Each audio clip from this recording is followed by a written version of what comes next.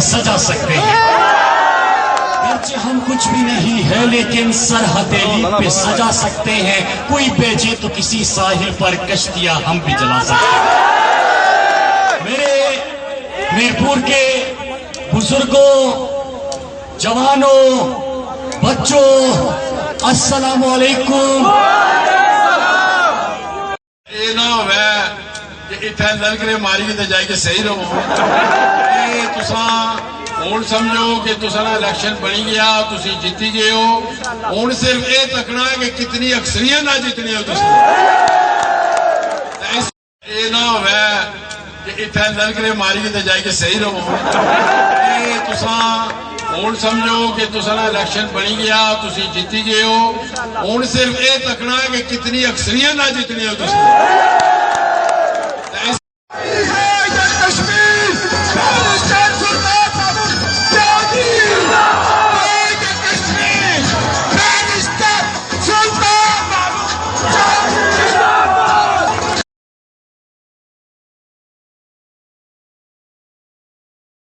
खबर शामिल करते हैं मीरपुर आज़ाद कश्मीर से। आज पीटीआई का बहुत बड़ा जलसा पुलडाबू के मकाम पर मुनक्किद हुआ, जिसमें मेहमान ख़ुसूसी वज़ीर अमूर कश्मीर व गिलगित बल्तिस्तान और पीटीआई के अहम रहनुमा मुराद सईद थे।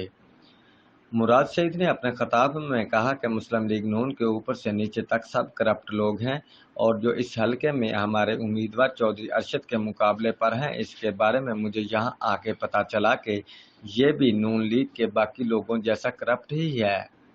बैरिस्टर सुल्तान महमूद चौधरी ने कहा कि जिस तरह पाकिस्तान में हमने चीखें निकलवाई हैं, इसी तरह यहाँ भी नून लीग की चीखें निकलेंगी। बैरिस्टर सुल्तान ने मजीद कहा कि मैंने चौधरी अरशद से कहा कि डट के मुकाबला करो, ये मुकाबला कर रहे हैं और आज अवाम ने भी साबित कर दिया कि ये सीट चौधरी अरशद जीत चुके हैं और मीरपुर की 13 सीटें इंशाल्लाह पीटीआई ही जीतेगी। चौधरी अरशद ने अपने भाई बैरिस्टर सुल्तान महमूद चौधरी, अली अमीन गंडापुर, मुराद सईद और अहले इलाका का शुक्रिया अदा किया और कहा कि इस बार जीत इंशाल्लाह पीटीआई की ही होगी।